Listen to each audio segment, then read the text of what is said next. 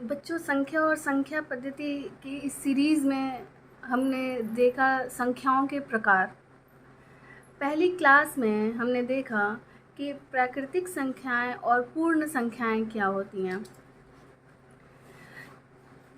वो पूरी जो संख्याओं के प्रकार हमने पढ़े थे वो एक बार फिर से रिवाइज़ कर लेते हैं बच्चों। प्राकृतिक संख्याएं, पूर्ण संख्याएं, प्राकृतिक संख्याएं जिन्हें नेचुरल नंबर कहते हैं, पूर्ण संख्याएं जिन्हें होल नंबर कहते हैं, है ना।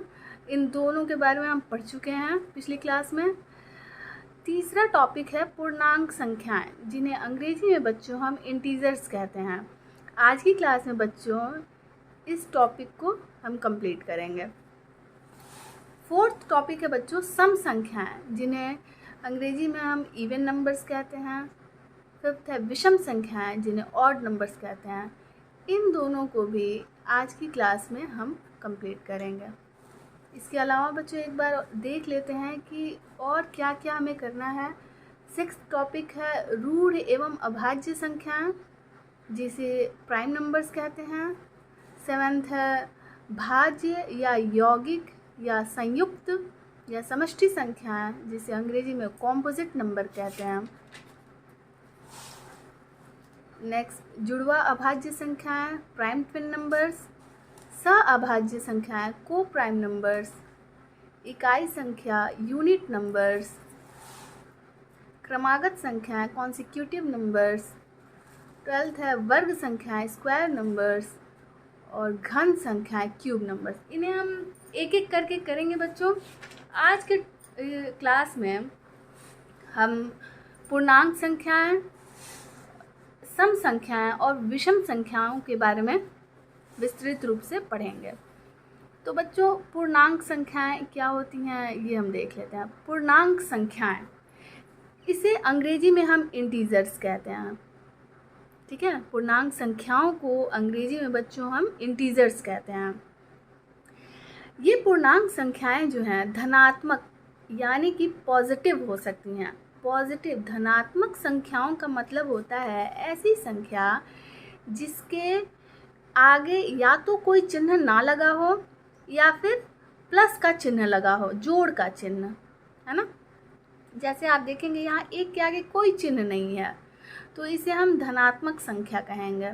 दो के आगे भी कोई चिन्ह नहीं है, ये धनात्मक संख्या है। बच्चों हर प्राकृतिक संख्या जो है वो धनात्मक संख्या है ना। तो आप समझ गए कि धनात्मक संख्या होता क्या है। ये पूर्णांक संख्याओं के बारे में हम पढ़ रहे हैं। इसके बारे में अलग अलग पहले इन टॉपिक्स को हम जान लेंगे, फिर इसके बारे में स्टडी करेंगे। तो धनात्मक संख्या, ऋणात्मक संख्या, ऋणात्मक संख्या को नेगेटिव नंबर्स कहते हैं अंग्रेजी में।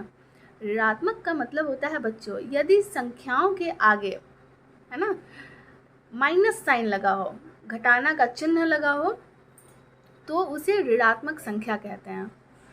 ठीक है, और इसे हम शून्य, ये शून्य है बच्चों। शून्य के साथ ना ही प्लस का चिन्ह होता है और ना ही माइनस का चिन्ह होता है ना। तो पूर्णांक संख्याओं के बारे में देखते हैं बच्चों। ये पूर्णांक संख्याएं होती क्या हैं। पूर्णांक संख्याएं वे संख्याएं होती हैं जो धनात्मक, ऋणात्मक या शून्य, इनमें से कोई भी संख्याएं अगर हमें दिख जाएं तो हम कहेंगे कि वे संख्याएं पूर्णांक संख्याएं हैं। ठीक है, जैसे आप देखें शून्य, क्या शून्य पूर्णांक संख्या है। हाँ बच्चों, पूर्ण जो है शून्य जो है वो पूर्णांक संख्या है। क्या शून्य, लास्ट क्लास में हमने पढ़ा था, क्या शून्य जो है वो होल नंबर है ना। होल नंबर मतलब होता है बच्चों पूर्ण संख्या। तो हाँ, शून्य जो है वो पूर्ण संख्या है। क्या शून्य प्राकृतिक संख्या है। नहीं, शून्य प्राकृतिक संख्या नहीं है। तो यहाँ हम देखते हैं कि पूर्णांक संख्याएं जो है शून्य पूर्णांक संख्या हुई, है ना। 1 2 3 4 ऐसे करके इनफाइनाइट तक अनगिनत धनात्मक संख्या भी पूर्णांक संख्या हुई। और यदि हमें कोई ऐसा इस तरीके का अंक दिख जाता है वो भी पूर्णांक संख्या हुई। ठीक है, तो पूर्णांक संख्या कौन कौन सी हो सकती हैं। वो धनात्मक हो सकती हैं, ऋणात्मक हो सकती हैं या फिर शून्य। ये सभी संख्याएं पूर्णांक संख्या हो सकती है। बच्चों भिन्न होते हैं, जैसे 3/4 भिन्न, है ना। क्या ये पूर्णांक संख्या है? तो नहीं, ये पूर्णांक संख्या नहीं है।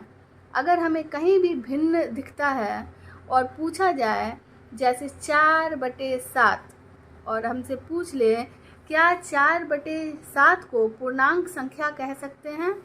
तो नहीं, इसे 4/7 को हम पूर्णांक संख्या नहीं कह सकते हैं, है ना। तो पूर्णांक संख्या कभी भी भिन्न नहीं हो सकता है। ये आज हमने पूर्णांक संख्याओं के बारे में इसमें पढ़ा। अगली टॉपिक है सम संख्या और विषम संख्या किसे कहते हैं। सम संख्या और विषम संख्या किसे कहते हैं? तो बच्चों ऐसी संख्याएं जो 2 से पूरी विभाजित हों। 2 से पूरा विभाजित होने का मतलब होता है कि यदि हमें कोई अंक मिला हुआ कोई संख्या मिली हुई है और उस संख्या को हम 2 से भाग दें तो हमें शेषफल 0 मिल जाए, उसे हम पूर्ण संख्या कहेंगे। विभाजित हो जाए, 2 से पूरी विभाजित हो जाए, तो ऐसी संख्याएं सम संख्याएं कहलाती हैं। ध्यान से सुनेंगे बच्चों। ऐसी संख्या जो 2 से पूरी विभाजित हो जाए, 2 से पूरा विभाजित होने का मतलब होता है कि उस संख्या में 2 से भाग देने पर हमें शेषफल 0 मिल जाए, तो ऐसी संख्या को हम सम संख्या कहते हैं। जैसे आप देखेंगे 0, 2, 4, 6, 8, 10, और ऐसे करके आप देखेंगे 32 को यदि हम 2 से भाग दें तो हमें शेषफल 0 मिलेगा, है ना। तो सम संख्या, एक शॉर्टकट हम देखते हैं सम संख्या के बारे में जानने का, कि ऐसी संख्या जिसके इकाई के स्थान पे 0, 2, 4, 6, 8 आए उसे सम संख्या कहते हैं। ठीक है, नेक्स्ट देखते हैं विषम संख्याएं। विषम संख्याएं किसे कहते हैं? तो ऐसी संख्या जो 2 से पूरी विभाजित ना हो, अर्थात यदि हमें कोई संख्या मिल रही है और हम उसे 2 से भाग दें और हमें शेषफल 0 ना मिले, तो ऐसी संख्याओं को विषम संख्या कहते हैं। जैसे आप खुद सोचिए, यहाँ लिखा हुआ है 3। क्या 3 को हम 2 से भाग दें तो हमें शेषफल 0 मिलेगा? नहीं। 3 को 2 से भाग देने पर अगर आप भाग दे रहे होंगे तो आप देखेंगे कि वहाँ शेषफल हमें 1 मिलेगा और वो 0 नहीं है। तो ऐसी संख्याओं को विषम संख्या कहेंगे। इन दोनों के एग्जाम्पल्स को ज़रा गौर से देखते हैं तो आप पाएंगे कि सबसे छोटी जो सम संख्या है वो है 0 और विषम संख्या है 1। आपसे निवेदन है कि आप इसके नोट्स बनाते रहेंगे ताकि वीडियो देखने के साथ साथ आपकी तैयारी भी अच्छे से चलती रहे और ये सीरीज़ जो है वो लगातार आती रहेगी। अगर आप नोट्स बनाएंगे तो आपको आगे भी समझने में कोई कठिनाई नहीं होगी। Thank you. और इसे ऐसे बच्चे जो नवोदय क्लास 6 के एंट्रेंस एग्ज़ाम के लिए, क्लास 6 के प्रवेश परीक्षा के लिए तैयारी कर रहे हैं, उनके साथ भी शेयर करें ताकि उनकी तैयारी में बाधा ना आए। धन्यवाद।